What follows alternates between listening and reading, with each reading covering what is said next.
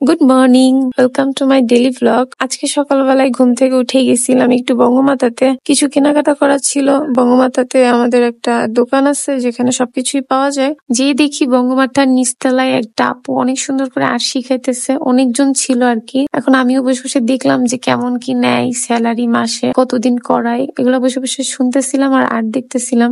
কিছুক্ষণ পরে আপুর পেজেও আপু আমাকে দেখাইলো, অনেক সুন্দর সুন্দর আর্ট করা ছিল। তারপরে এখান থেকে সব ইনফরমেশন নেওয়ার পরে আমরা বঙ্গমাতার ওই যে দোকানটাতে গেলাম, যে যা যা কেনার ছিল সবকিছু নিলাম। নেওয়ার পরে যাচ্ছি এখন হলে খাবার নিব।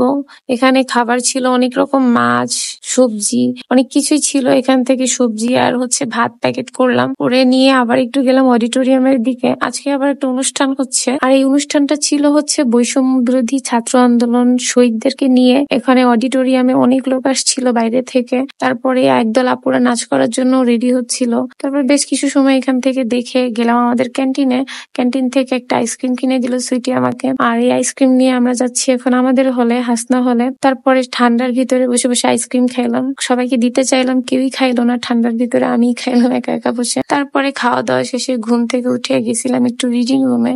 বেশ কিছু সময় রিডিং রুমে ছিলাম, একা একা ভালো লাগতেছিল না, বেশি কেউ ছিল না রিডিং রুমে। তারপরে আবার রুমে আসলাম, রুমে এসে দেখি রান্না বান্না চলতেছে, আপু রান্না করতেছে সবজি, আর মুকাররমা মাছ নিয়ে আসছে, গল্প করতেছিলাম ওদের সাথে। তারপরে আম্মু বাসা থেকে আমাকে একটা ব্যাগ পাঠাইছে অনেক বড়, মানে অনেক কিছু দিয়ে, গ্রসারি আইটেম, চাল ডাল অনেক কিছু দিয়ে পাঠাইছে বাসে। সেটা গাবতলী থেকে আমাকে নিতে হবে। এখন আমি যাচ্ছিলাম বাসে উঠে গাবতলী, অলরেডি ব্যাগ চলে আসছে, বাসটাও চলে আসছে। যে বাসে পাঠাইছে আমারই যাইতে লেট হয়েছে, মানে এমন না জ্যাম ছিল। আজকে ছিল শনিবার, আর আমি ভাবছি যে শনিবারে দুপুরের দিকে একদমই ভিড় থাকবে না, জ্যাম থাকবে না, এজন্য গেছি বাসে। যে দেখি প্রচুর জ্যাম, আধা ঘন্টার রাস্তা আমার যাইতে 2 ঘন্টা লাগছে। আর মেনলি বস্তাটার জন্য এত দূর আসা, আর এটার ভিতরে আম্মু একদম দুনিয়ার সব জিনিস দিয়ে দিছে। আমার একদমই বাজার ঘাট করতে মনে চায় না, গুছায় করতেও পারি না। দোকানে যাই, যেটা নিতে সেটা না নিয়ে চলে আসি, মানে যে ভাবি যে কি জানি নাই রুমে, কি জানি নাই, কি জানি লাগবে, মনে থাকে না, মানে ঠিকঠাক গুছায় বাজারই করতে পারি না। এই জন্য আম্মু দুনিয়ার জিনিস একবারে পাঠাই দিছে। আর যাওয়ার সময়ও বেশ জ্যাম ছিল।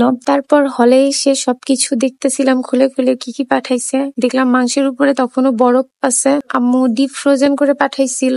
আর এগুলা খুলতেছিলাম আর ভাবতেছিলাম এমন কিছু নাই যে পাঠাই নাই যে আমার লাগবে। আর আমি কিছুই বলি নাই যে এটা লাগবে ওইটা লাগবে, যা যা দরকার একটা সংসার চালানোর জন্য সবকিছুই পাঠাইছে। আসলে বাপ মা সর্বোচ্চ দেয়, মেয়েদের বলেন ছেলেদের বলেন, মানে সন্তানদের বাপ মা চাই সর্বোচ্চ যতটুকু দেওয়া যায়, যতটুকু সামর্থ্য আছে সম্পূর্ণটাই দিয়ে ছেলে মেয়েদের লালন পালন করে। আর দূরে থাকি আসলে, বাড়িতে ঈদের সময় আর কোনো উৎসব ছাড়া যাওয়াই হয় না, যখন ছুটি পাই তখন। আর এছাড়া যাওয়া হয় না কারণ আমি টিউশনি করাই। আব্বু আম্মু থেকে এই যে বাড়ি থেকে বিয়ের একবার হইছি, আর সেইভাবে বাড়িতে থাকা হয় না। আর মজার ব্যাপার আমার একটা ছোট বোন আছে, ও আমার জন্য অনেকগুলো চকলেট কিনে পাঠাইছে ওর খাবারের টাকা দিয়ে।